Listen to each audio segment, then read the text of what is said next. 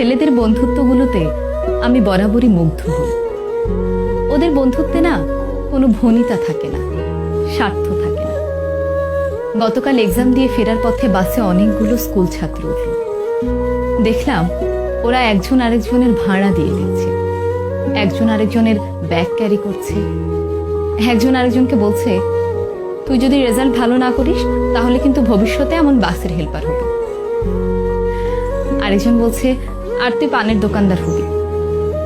ওদের এই খুনসুটিগুলো দেখতে আমার বেশ ভালো লাগছিল।